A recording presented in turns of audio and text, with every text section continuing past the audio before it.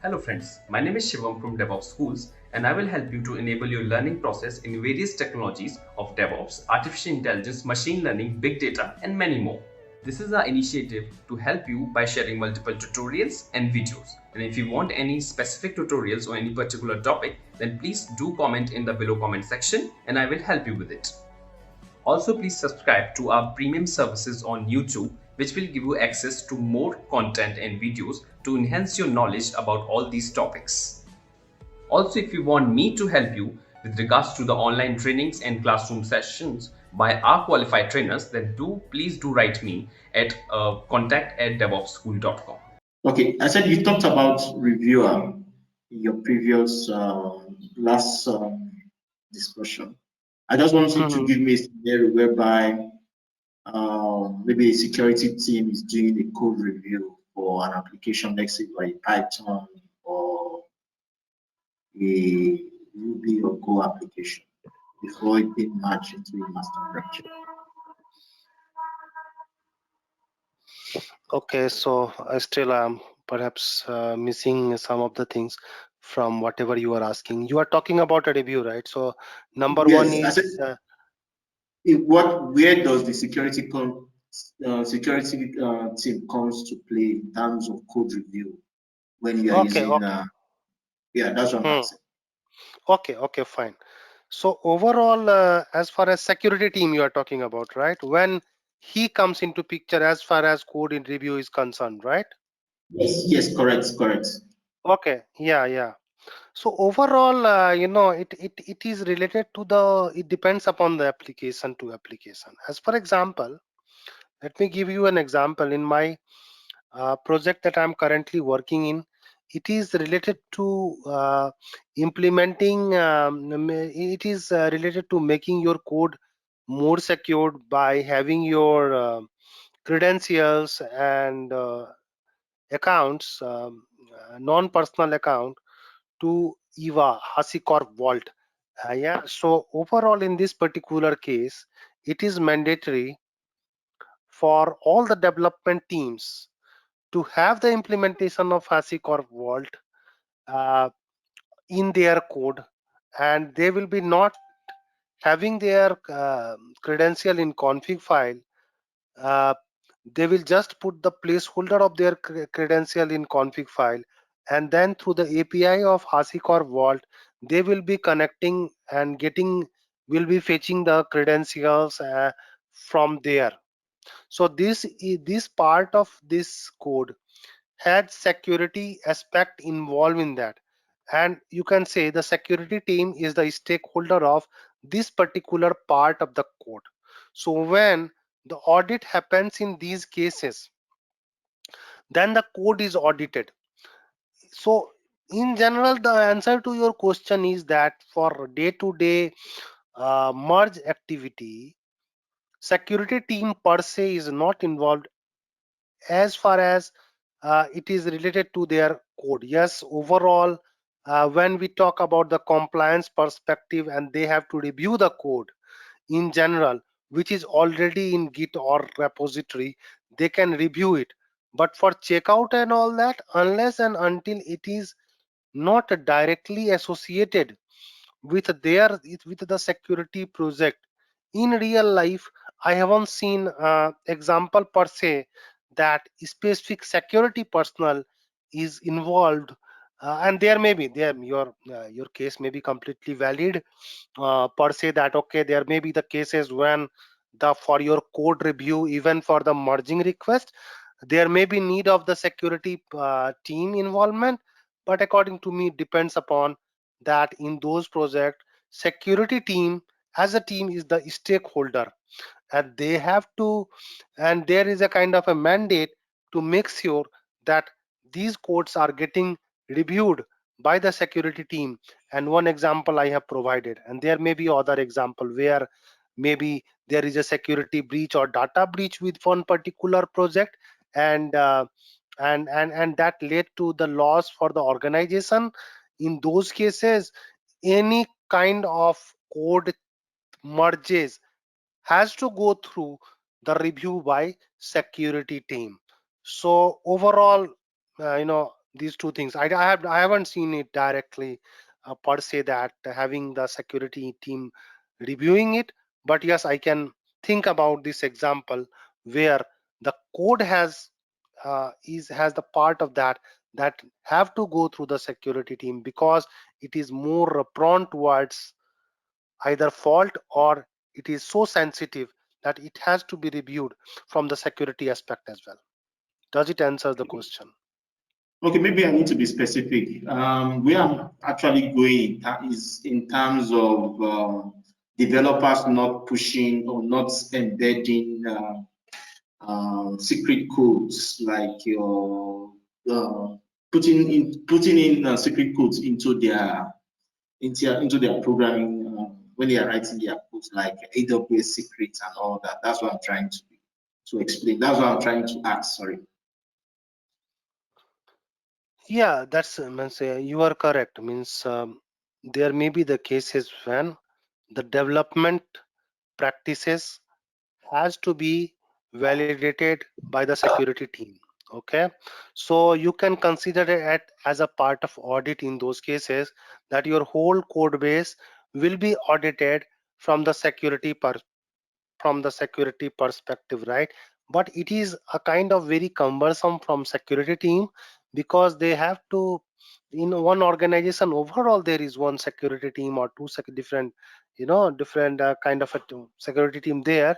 So to have them approve the merge request per se, and being the part of that, yes, this is possible, but this is not realistic. But yes, when we talk about auditing the code, there are uh, tools which can check the security of the things and running those tools and all that. So and the result of that security test overall, that has to be there as part of the, you can say, CD pipeline overall. And then that implementation has to be there, or and that has to be reviewed by the security team, as for example. So that there can be the cases, and there are cases I have seen. As for example, in one of the project, what was happening that we were using DevOps, Azure DevOps basically. In that case, there was a case that uh, our internal as part of Azure, when we are using Azure API, that API was Azure Functions basically, and Azure Functions was API or over an endpoint was accessible out of our organization. So that has the security aspect involved on that part. Then uh, in those cases there was a red flag got triggered, and the security team reviewed the code in that case, and then they said that no, this is not correct. And then we moved to another implementation like service bus, which is internal to the organizations. So there are different possibilities on that. There is no one general rule per se that the security team comes into picture for review the code when that code has security aspect, and definitely they can be the stakeholder in those cases. Yeah.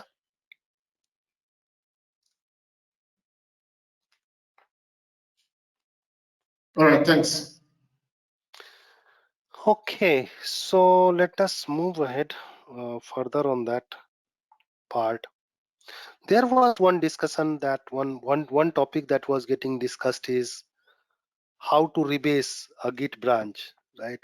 So what is Git rebase basically in general? Not a very commonly used thing per se. Means in general we use Git merge overall, branching, and all these things normally used, right? But as for example, Git rebase is used in cases when you move, changes from one branch to another branch. As for example, say here when we talk about this, right? Uh, as for example, we talked about two branches. Yeah, there is one try cleanup branch, and there is one dev one branch, right? So here there are two different branches, and there is one third, you can say master is there, right? Now you want to merge try cleanup and dev1. You want to merge dev1 and try cleanup. So in these cases, Git Rebase comes into picture. And why it is there, maybe, you know, as for example, the case when there are two developer and who decided to work on two different modules, but in the meantime, one developer found out that the module in which developer one is working, another developer is working, I have to work on that module as well. So and main branch, you know, so master branch does not have any you know, merge till that time. Means both these try cleanup branch and say b1, let us do one thing. Okay, they can say git checkout minus b1. Now let us do a change here as part of that. As for example, I will do source, let us create a new file b1, right? And let us create another file common. Okay, and okay, now what I have done is I created two files. Now git status, so one file is common file in two branches. So then, you know, so git add minus minus a, then git commit minus m.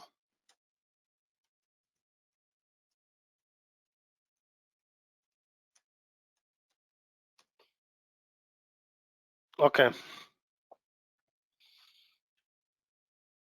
okay, so I have done the commit, okay, with this branch. Now what I will do, even I will push it to the, so to remote origin and then b1. I pushed it to the our remote as well. Now what I have done is git git checkout minus b2. I created a new branch, and then let us make some new changes for it.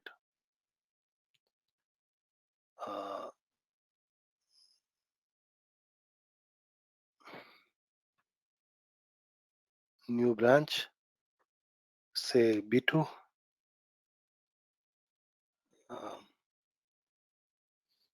and then common is there. Now let us do one thing.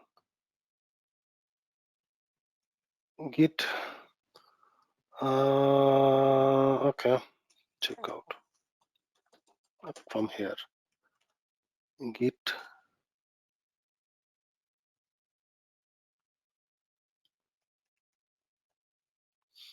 minus b master, something like that.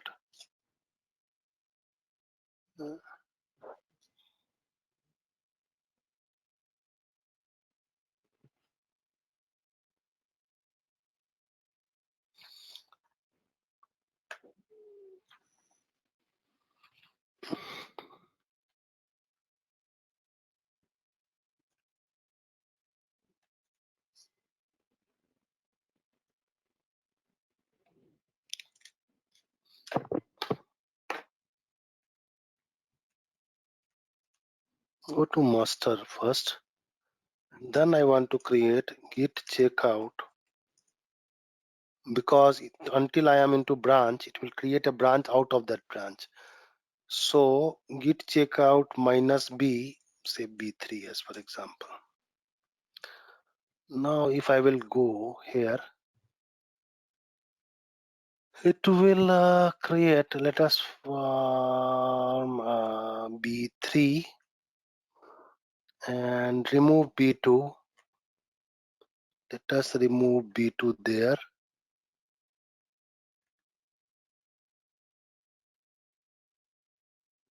What it is showing? Yes, I want to delete B2. I have B3 there and I have common there. Okay, something like that. This is common, something, you know, and this is B3, anything. Now let us do minus git status, git commit, not commit, git add,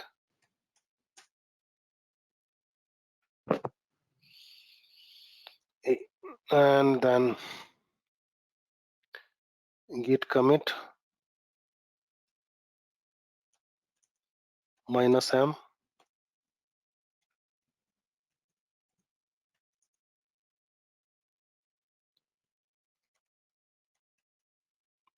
Okay,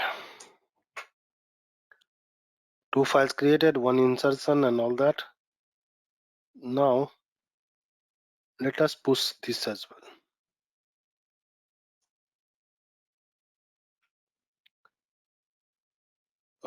No. Oh, sorry. I don't know what happened.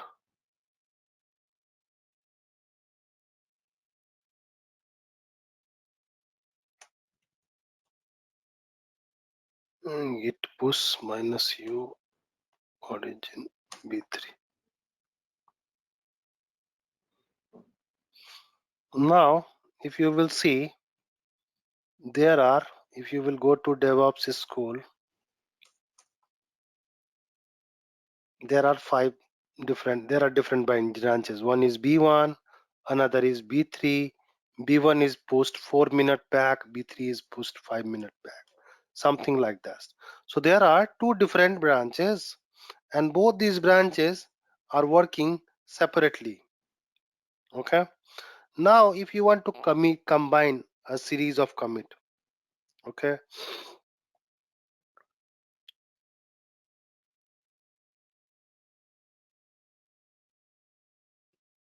so how to do that, right? So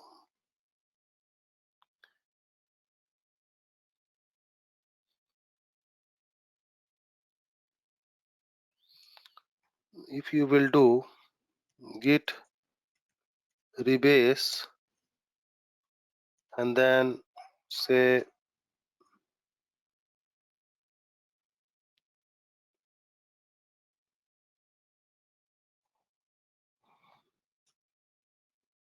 git check out, where we are actually, we are into B3. Okay, so if we will do git rebase and then B1, what it will do? Okay, so what it has done is that now if you will see git, so it has merged basically the B3 with the changes in B1. So as for example, you see git and then log.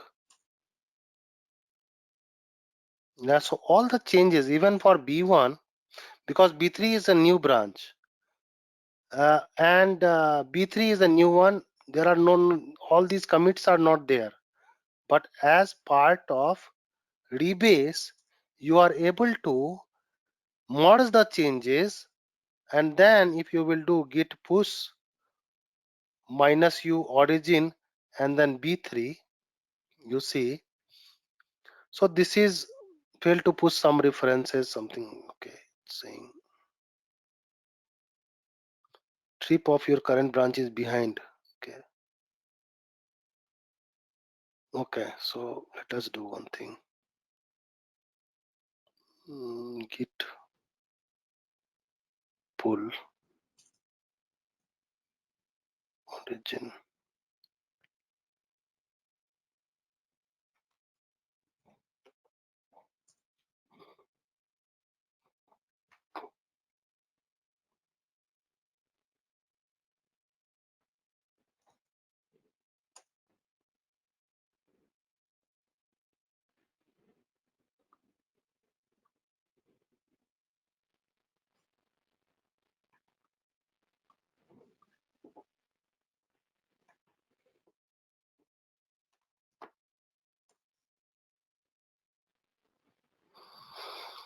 No, this is Git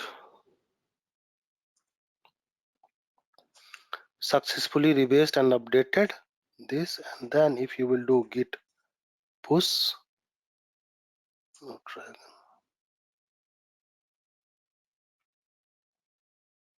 Fail to push references, update are rejected because the trip of your current bind running behind its a remote counterpart.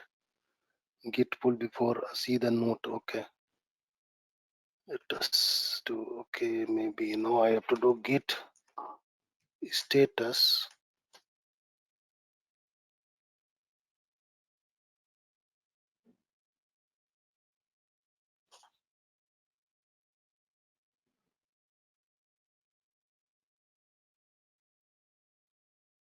So overall, it mentions the message like and have 4 and 1 different commit each respectively to merge the report branches and all. Okay, so let us see what changes are coming up here.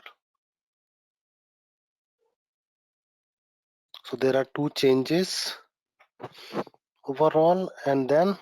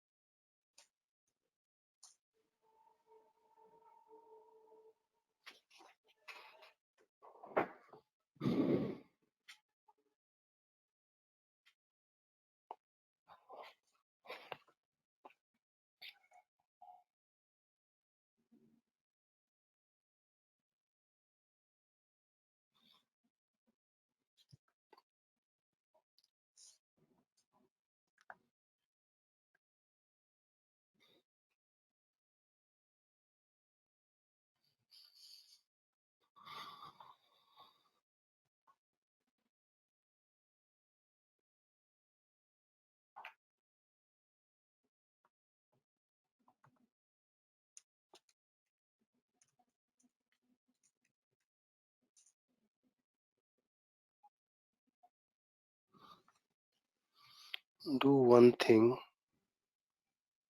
now. Git checkout b1 git rebase master. Now you have done the rebase with master for all these things. So this is what it does basically. Something I'm missing overall. Git rebase -i master.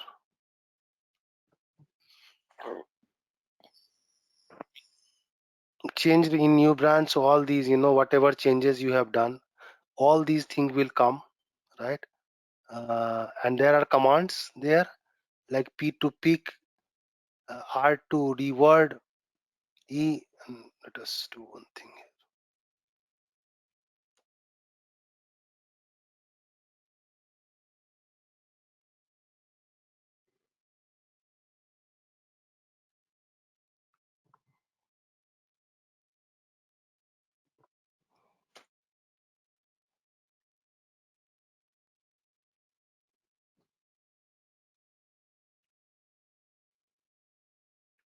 So this provided you all the details related to the rebase and all that. True.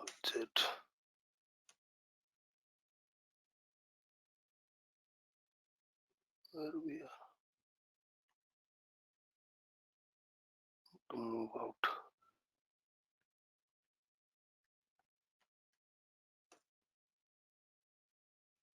And then you see successfully rebraced and updated the references and all.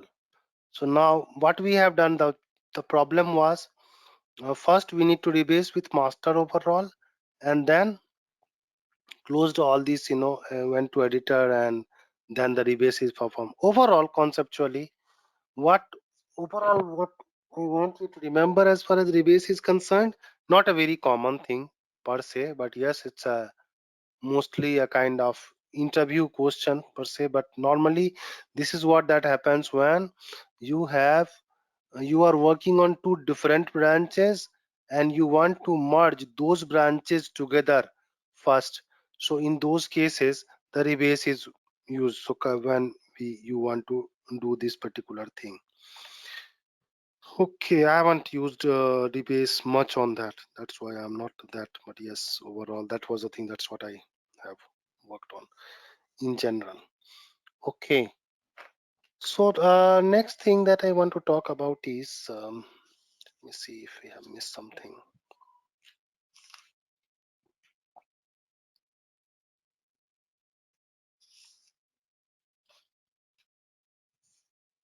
We talked about git ignore, we talked about.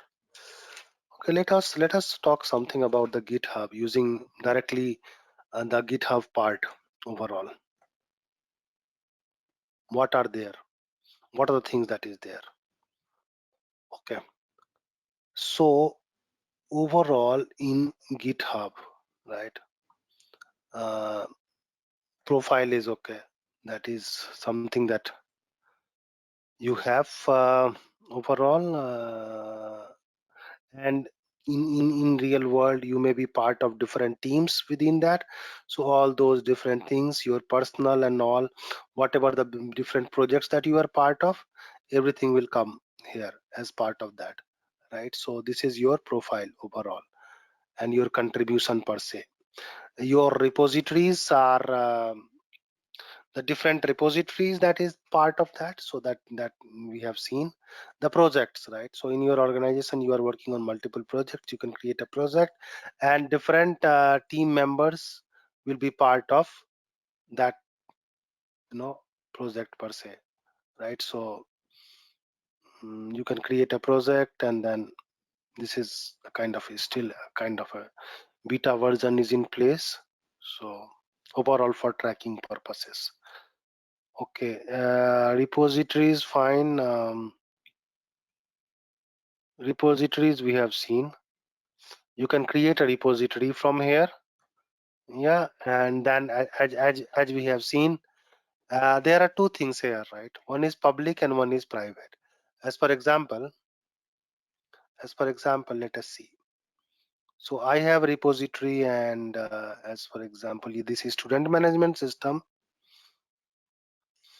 We worked on that this part of code as part of Java, and I made this particular repository public. Let me see. Your repository, student management system, and student management system. And this particular student management system is public. So public means if I will provide you this link, and just you also save, because this is the part of the code that we discussed that as part of student management system. I made some changes there as well, so it has delete and all as well as part of that, delete, add, and everything. So you can go through the code as well. So what I want to talk about that, this is a public repository, so anyone can access it. Okay, now go to repository.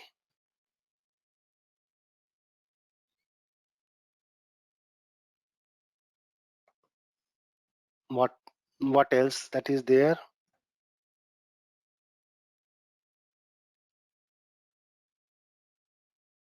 That's okay. Your code space not that important. One thing I want to talk about a bit because of this thing, your settings. So settings is important because especially your SSH and GPG keys. So SSH and GPG keys are used when you want to access, normally when you access Git from your remote, you will you need to provide your credentials basically. So in these cases SSH keys is used, and you can create your SSH key uh, and you will put it here. Let me show you where to, let me, that can be, because this may be one of the problem that you will face. Git SSH.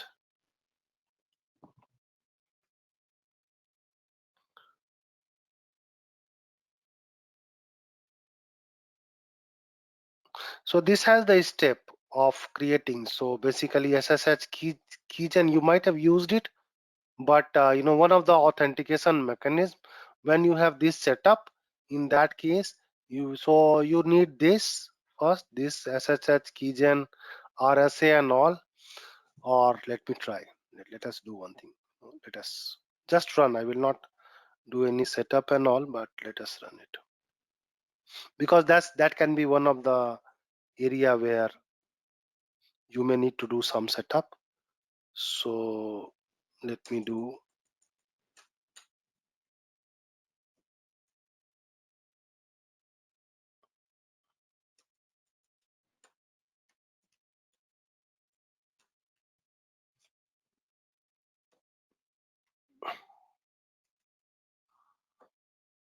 So you need to generate a key from there.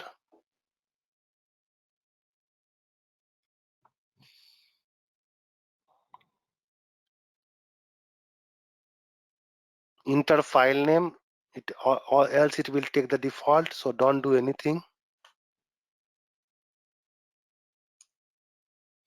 Overwrite, let us overwrite. Passphrase, if you want a password for it, don't do that, or it's not needed. So then an SSH key is generated, right? And then let me see what is that.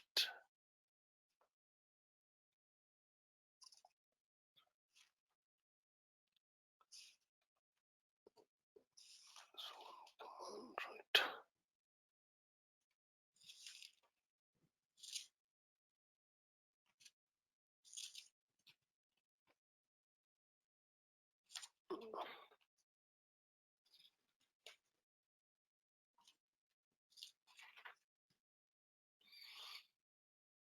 And then what if you will do till, or no, let us do one thing. Now once this is done, what you need to do is that if the agent is not running, this command, uh, this will just SSH agent, this is for that, and then this SSH add, so this will add it. And now SSH, and then what I will done, and ID underscore RSA. Okay, and then you do tail ID RSA dot public. Now what you have to do, you need to copy it from here, and then you need to put it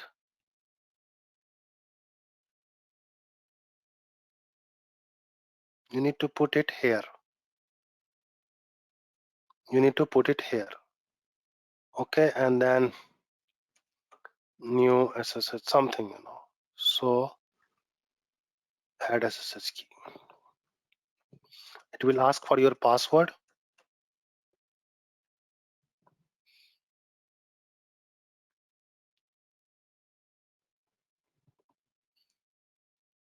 And the SSH key get added. So overall, this is the, you can say, the authentication mechanism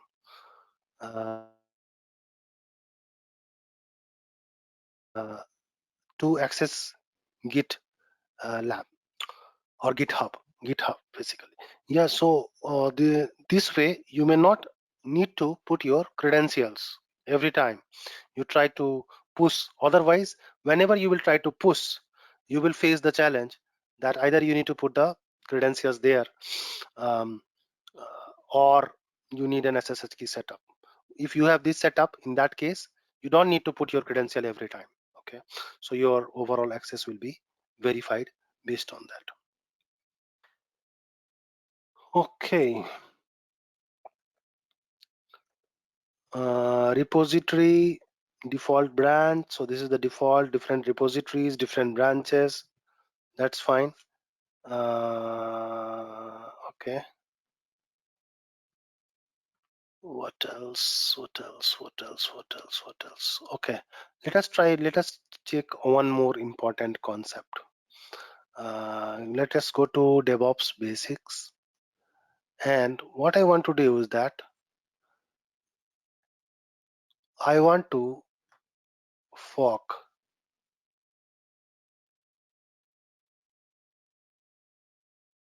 Okay. So as for example,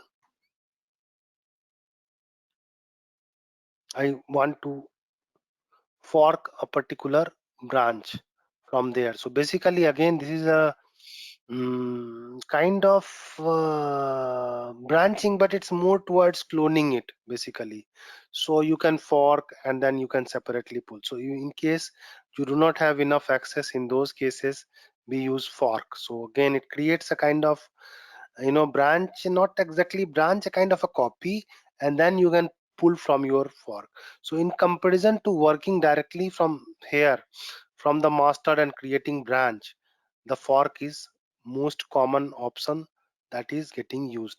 So again, you see under training has he, this particular repository is forked, right?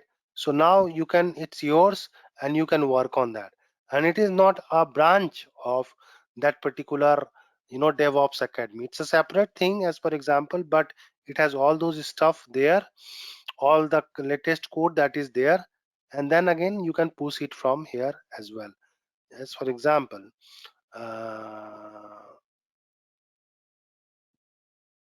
anything. So what is the difference between fork and clone? Yeah, clone basically, you know, when you clone it on your local repository basically, or you copy it and then you can access from there, right? So in your proper in GitHub overall, you cannot just directly clone and put it. You need to clone it, you need to have it on your local, and then again you push it. Fork, it directly puts you into the Git, uh, you can say repository, GitHub repository directly. So here you are not taking anything to local, right? If you are cloning, you are hitting then this API, and then you are cloning that code repo to your local machine basically per se. Fork remains in the, you can say, remote GitHub repository. Yeah. Got it. Okay. So overall, this is one of the things that can be important here as far as Git is concerned. What next? What can be uh, DevOps training has a repository. Within that, we have DevOps basics, and then let us do one thing. Let us add one file, create new file, and then you do test You can do this from here as well, but instead of your local, you can commit from here as well.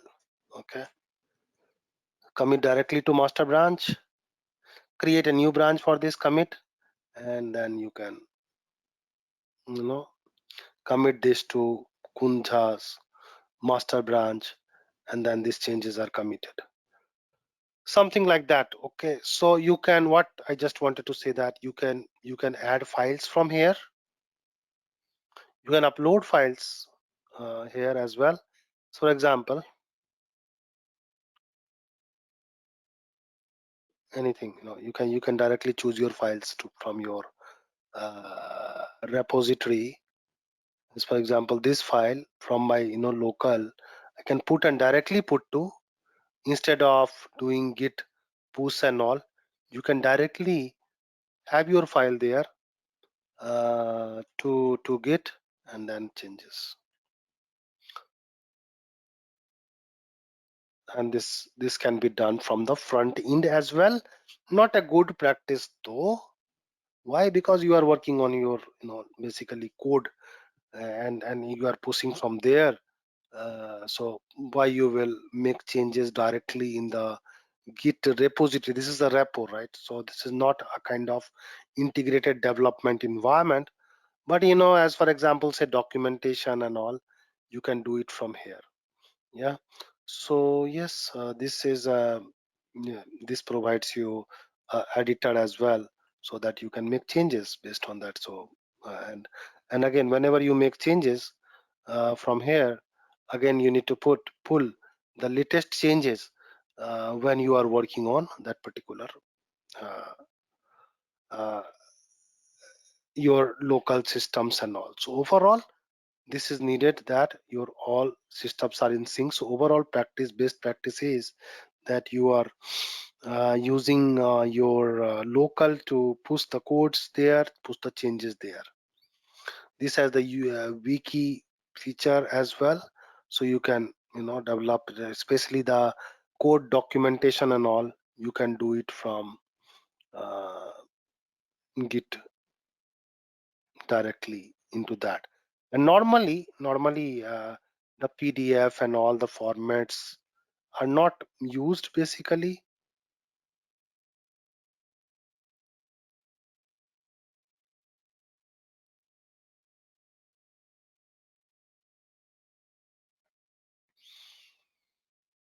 Okay, so Ola has a good question basically, around the security version control. What are the security issues and challenges faced by business?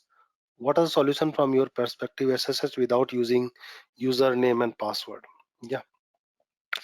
So overall, in general, when we talk about organization, as per example, in uh, my organization as well, we were implementing the uh, Git lab in our organization.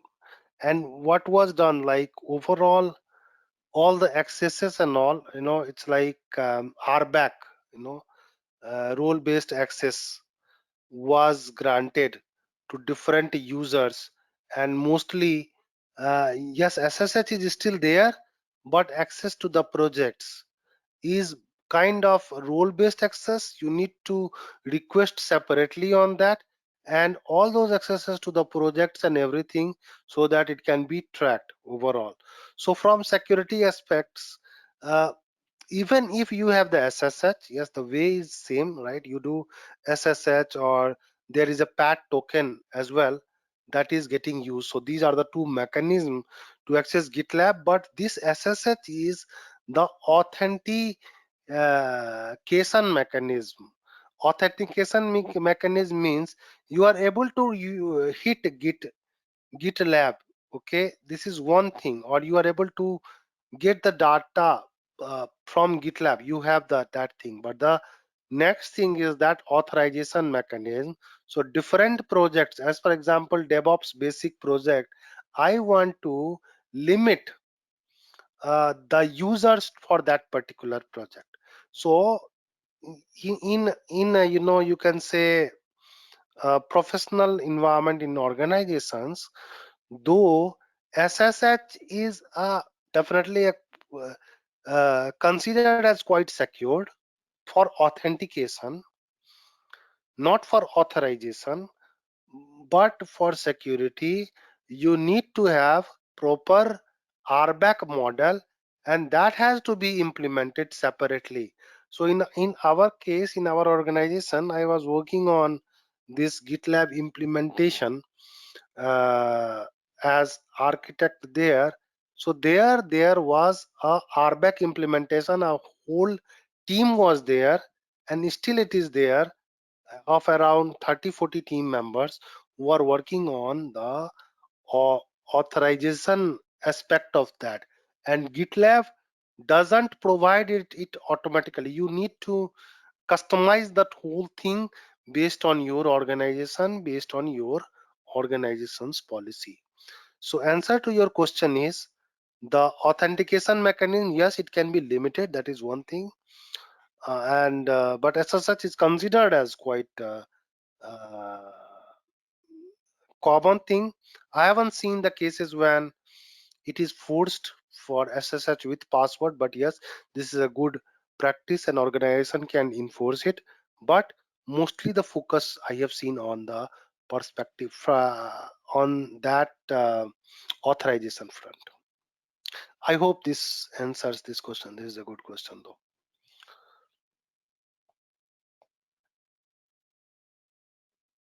Okay. Yeah, so overall, next thing is that, security policy, security advisories, code scanning alerts and all.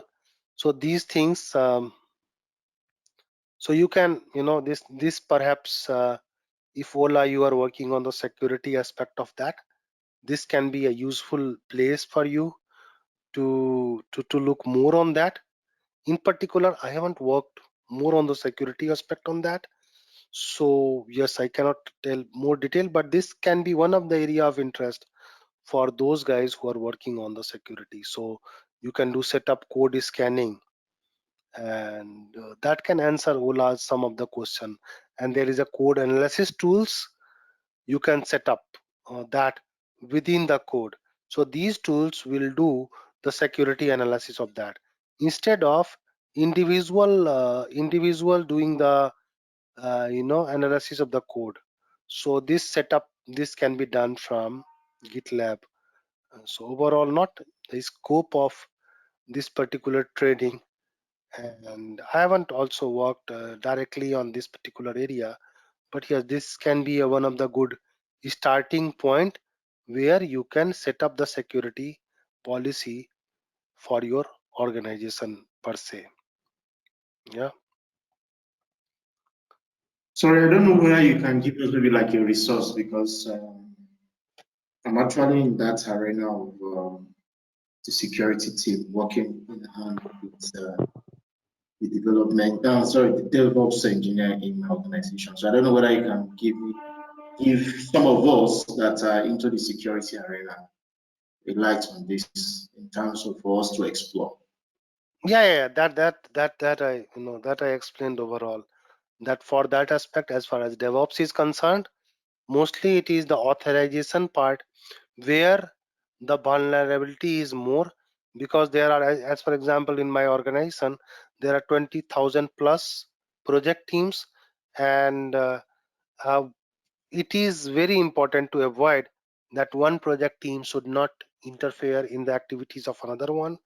From the internal intranet perspective and all that, overall, if we are managing through that, so mostly all those guys, and mostly the access to GitLab happens via the you can say LDAP user.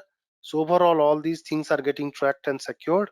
So mostly the focus is on the authorization part as far as security is concerned. uh, if I am talking about the self-hosted, organization hosted GitLab, and that's what is that um, can be done. Yeah. Okay, so next thing, we have seen the Pulse Open. This can give you a kind of a data on that. contributors, traffic, code frequency, and all that. This you can explore overall, the fork and all that can done. So overall, you can see different kind of information based on you have whoever has done the check-ins and all to this particular overall code in general. Okay, so this covers most of the part per se that is that we can discuss. Let me see if we can have security log, security sponsorship log, notification, SSH we talked about, repository, organizations. Okay, organization is basically, yes, organization is one of the things that is the part of part of Git GitHub basically. So different organization you can say, and then different organization and accessing it mostly. So this is the part of that, creating your organization and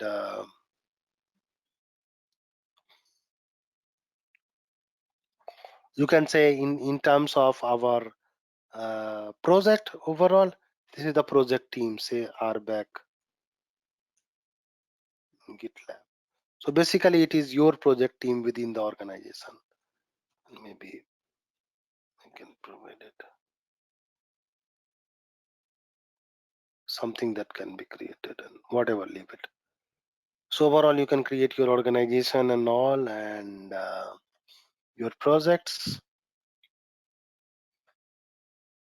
This is okay. And then we discussed about this area.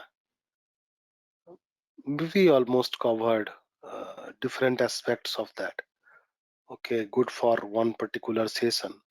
If you have any particular area that you want to touch base upon, you can, I have my, you can reach me, or there may be a common group as well, or you can also reach me through this, or reach me through Biraz on a particular aspect of GitLab that you want to cover that we missed or something like that. We can cover it anyway. Don't worry about that. Yeah. So this is all from my side for today.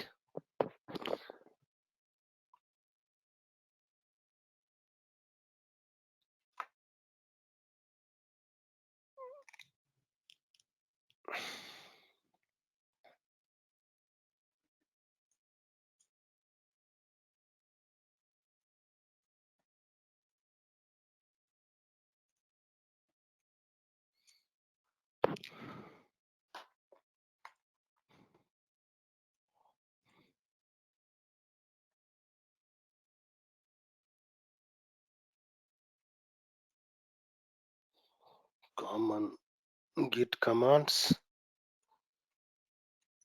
or one more link. Let me provide you one link that is quite helpful.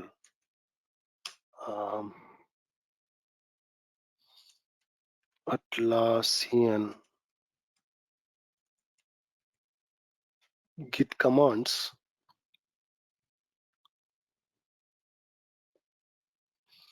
Basic Git commands. I have seen a table that is not this one. This can be this is Bitbucket. Let me see if that particular Atlassian Git.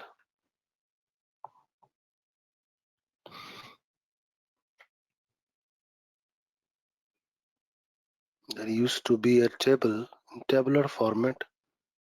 If I can, Atlassian Git cheat sheet. This one.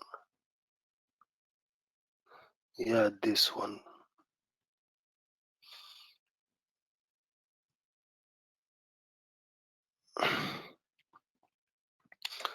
This is a very